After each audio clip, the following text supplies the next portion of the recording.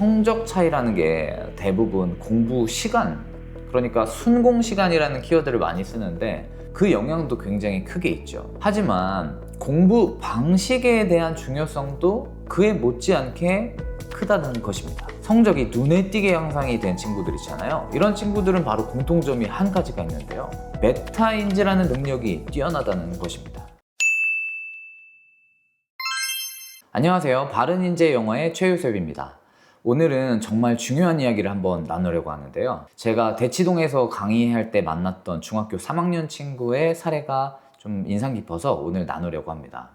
이 친구는 혼자 공부하던 시간이 하루에 한 5시간 정도 되었던 친구예요. 그런데 아무리 해도 성적이 늘지 않아서 좀 소가리를 많이 했던 친구였어요.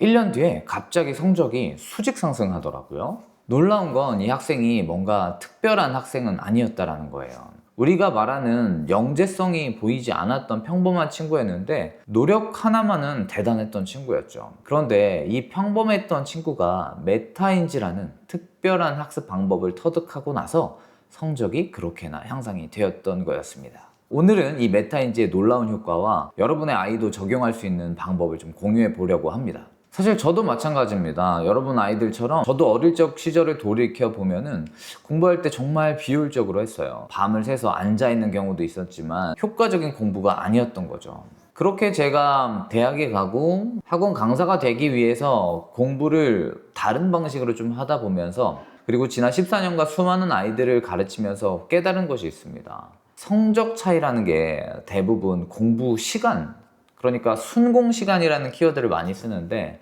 그 영향도 굉장히 크게 있죠. 하지만 공부 방식에 대한 중요성도 그에 못지않게 크다는 것입니다. 성적이 눈에 띄게 향상이 된 친구들 있잖아요. 이런 친구들은 바로 공통점이 한 가지가 있는데요. 메타인지라는 능력이 뛰어나다는 것입니다. 메타라는 말 아시나요? 무언가를 넘어서라는 의미를 가지고 있습니다. 즉 인지를 넘어선 인지라고 해서 메타인지라고 저희가 표현을 하는데 쉽게 설명을 하면 생각에 대한 생각이라고 보시면 될 것 같습니다. 자신이 무엇을 알고 무엇을 모르는지 타인의 시선, 제3자의 관점에서 자기를 정확하게 파악해내는 능력, 그리고 자신의 학습 과정을 객관적으로 바라보는 능력을 메타인지라고 표현을 하거든요. 수많은 연구에 따르면 놀랍게도 학습 성과에 영향을 주는 요소 중에 메타인지가 IQ보다도 더 중요하다고 합니다. 희망적인 건 누구나 이 능력을 개발할 수 있다는 것입니다.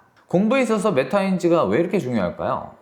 제가 수많은 초, 중, 고 학생들을 가르치면서 깨달은 가장 중요한 포인트는 바로 이거더라고요. 공부의 90%는 내가 무엇이 부족한지 정확히 알지 못해서 발생하는 문제라는 겁니다. 많은 학생들이 난 수학이 약해, 나는 영어 독해가 어려워 라는 표면적인 생각에 그칩니다. 하지만 메타인지가 잘 발달된 학생은 한 단계 더 깊이 들어가는 거죠. 이 방정식에서 나는 왜 계속 실수를 할까?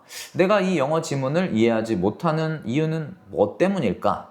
라는 질문을 하는 거예요. 또는 이 역사 개념을 내가 나의 언어로 설명할 수 있을까? 메타인지는 크게 세 종류의 모름을 구분합니다. 첫 번째는 내가 모른다는 것을 아는 것. 이건 큰 문제가 아닙니다. 왜 그럴까요? 이미 메타인지가 작동한 상태이기 때문입니다. 두 번째는 모른다는 사실조차 모른다는 것. 이것이 정말 위험한 상태라고 볼 수 있겠죠. 왜냐하면 개선의 여지가 없는 상태니까요. 셋째로는 또 다른 문제인데요. 알고 있다고 착각하는 거예요. 하지만 모르는 상태라는 거죠. 이것도 가장 흔하고 좀 해결하기 어려운 문제 상태이기도 합니다. 조금 더 쉽게 설명드리기 위해서 우리 민준이라는 가상의 학생을 한번 예로 들어볼게요. 이 친구는 초등학교 5학년이라고 우리가 한번 생각해 보겠습니다. 민준이는 분수 개념이 약한데 자신이 모른다는 것조차 몰랐어요. 그래서 시험에 틀릴 때마다 실수했어요 라고만 말하는 거죠.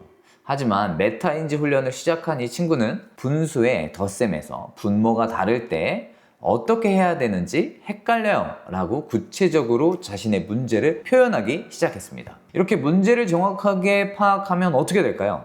당연히 문제점에 대해서 몰입할 수 있게 되겠죠. 그리고 해결책을 찾아낼 수 있겠죠. 그러면 당연히 결과론적으로 성적이 향상될 수 있을 겁니다. 자, 그럼 이렇게 메타인지라는 게 후천적으로 우리가 개발이 가능하다는 것을 확인을 했는데, 이제 어떻게 메타인지를 실천할 수 있는지에 대한 구체적인 방법을 말씀드리도록 할게요. 가장 기본은요, 학습 중에 끊임없이 자신의 사고 과정을 관찰하는 습관이 필요합니다. 대치동에서 만난 중학교 1학년 우리 수연이를 한번 예로 들어볼게요. 저를 처음 만났을 때 영어 성적이 분명히 하위권이었거든요. 영어 문제를 풀 때 왜 틀렸는지 물어보면 항상 그냥요, 잘 몰랐던 것 같아요, 실수였던 것 같아요 라고 대답을 했죠. 그래서 함께 소리내어서 생각하기 연습을 시작을 했습니다. 영어 문제를 풀면서 생각하는 과정을 그대로 말로 표현하는 거죠. 예를 들면 이 문장에서 although가 나왔는데 although는 비록 뭐뭐일지라도 라는 뜻이니까 뒤에 나오는 내용과 반대되는 내용이 앞에 나와야 해. 그런데 왜 이 보기가 나왔지? 여기서 although 다음에는 주절이 아니라 이건 종속절이구나 라는 식으로요, 자신의 생각의 과정을 소리내어 표현을 하면서 자신이 어떤 부분이 부족한지를 정확히 깨달을 수 있게 하는 거죠. 어때요? 쉽죠? 또 초등학교 3학년에 지민이라는 친구에 대한 사례도 말씀을 드려볼게요. 지민이는 구구단을 외웠다고 생각을 했지만 실제로는 문제 풀 때 자주 틀렸더라고요. 그래서 가르치기 연습을 똑같이 적용을 했더니 7단과 9단에서 특히 헷갈리는 부분이 있다는 걸 스스로 발견을 했습니다. 자, 이처럼 문제풀이와 가르치는 연습을 해보는 게 메타인지를 키워줄 수 있는 효과적인 방법이 될 수 있습니다. 중요한 건 결과보다 과정에 집중하는 거죠. 메타인지의 궁극적인 목표는 자신에게 맞는 최적의 학습 계획을 세우는 것입니다. 그러니까 나는 중학교 2학년이지만 나의 어떤 특정 과목이나 특정 영역에서의 나의 수준이 그것보다 낮다는 사실을 발견하게 되면은 이것을 개선하기 위한 나만의 계획을 한번 세워보자는 거죠. 우리가 학년에 맞는 학습을 해야 된다고 생각하지만 되려 이렇게 기본기가 부족한 케이스 같은 경우는 기본기를 먼저 다지고 올라가는 것이 훨씬 더 추후에 속도를 낼 수 있는 방법이 될 수 있습니다. 그래서 어떤 영어학원 같은 경우는 선행을 너무 빨리 나가는 학원들이 있거든요. 그래서 이런 케이스 같은 경우는 초등학생인데 중학생을 대상으로 하는 문법책을 풀고 있는데 만약에 이 수준이 이 학생과 너무 괴리가 크다면요, 이 친구는 정작 초등학교에서 필요한 기본기가 닦여지지 않는 상태가 될 수 있다는 거죠. 이런 경우에 어떻게 한다고요? 맞습니다. 메타인지 훈련을 해서 자신에게 필요한 것을 찾아내고 그 필요한 부분에 대한 집중을 하는 시간을 일정 기간 갖는 겁니다. 메타인지를 할 수 있게 도와주는 질문을 한번 준비해 봤습니다. 첫 번째, 지금 내 실력 수준은 정확히 어느 정도인가? 내가 가장 부족한 부분은 무엇인가? 지금 이 교재, 이 강의가 내게 맞는 수준인가? 나는 다음 단계로 넘어갈 준비가 되었는가? 제가 만났던 친구들 중에서 가장 안타까운 사례는 열심히 하는데 방법이 잘못돼서 성적 향상으로 이어지지 않으니까 이것이 악순환이 돼서 점점 공부에 흥미를 잃어가는 그러한 케이스들이었습니다. 메타인지가 있었다면 시간 낭비를 줄이고 정말 필요한 부분부터 차근차근 발전할 수도 있었을 텐데요. 추천드리고 싶은 거는 챌린지 다이어리를 한번 쓰는 거예요. 이게 뭐냐면 오늘 배웠던 것 중에서 쉬웠던 거, 어려웠던 거, 그리고 내일 더 알고 싶은 것을 간단하게 적어보는 거예요. 이렇게 간단한 습관을 만들어주는 것이 아이의 학습 방향을 명확하게 해줄 수 있습니다. 어떤 관점에서요? 네, 메타인지 관점에서요. 쉬웠던 거, 어려웠던 거, 내일 더 공부해볼 만한 것들을 분류를 해본다는 것 자체가 스스로 질문을 해본다는 것이고 그 질문에 답하는 과정이 메타인지를 향상시키는 모든 과정의 일부라는 거죠. 메타인지에 대해서 이야기하면서 가장 강조하고 싶은 것은 이 메타인지라는 내용이 재능이 아니라는 겁니다. 이것은 습관의 영역입니다. 그래서 초등학생, 중학생 자녀를 둔 학부모님들이 그리고 우리 학생 여러분들이 정말 필요한 거는 자신의 학습 과정을 끊임없이 들여다보는 습관을 갖자는 거예요. 이제 오늘 이 영상을 보고 바로 실천할 수 있는 3가지 팁을 드리도록 하겠습니다. 아까 말씀드린 챌린지 다이어리를 한번 써보자는 거예요. 매일 하루 공부를 마치고 5분 동안만 오늘 배웠던 것 중에서 3가지 질문을 아까 던졌죠. 그 질문에 대해서 답해보는 거예요.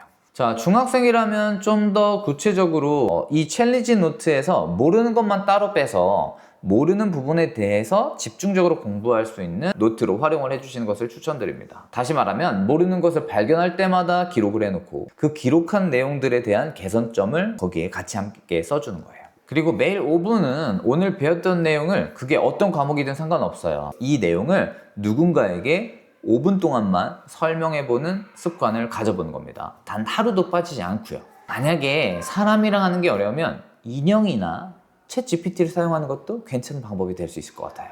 설명을 하는데 내가 막히는 부분이 있다면 거길 제대로 이해하지 못한 겁니다. 그럼 그걸 다시 노트에 적어놓고 되돌아가서 공부를 충분히 한 다음에 다시 설명해보기 과정을 갖는 거예요.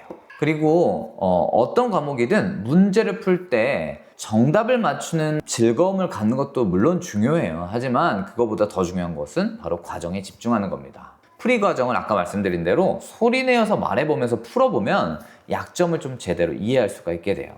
또는 왜, 어떻게라는 질문을 계속 던져보면서 내가 답할 수 없는 영역을 찾아내는데 초점을 좀 맞춰보자는 거예요. 자, 이상으로 바른인재 영어의 최유셉 선생이었습니다. 오늘은 메타인지에 대해서 한번 제대로 이야기를 나눠보고 메타인지를 어떻게 하면 실전에 적용할 수 있는지에 대해서 이야기를 해드렸는데요. 이 메타인지라는 키워드만 제대로 가지고 있으면 여러분들이 또는 여러분들의 자녀가 하는 공부에 일취월장이라는 단어를 실천할 수 있을 것입니다. 자, 이상으로 바른인재 영어의 최유셉이었습니다. 감사합니다.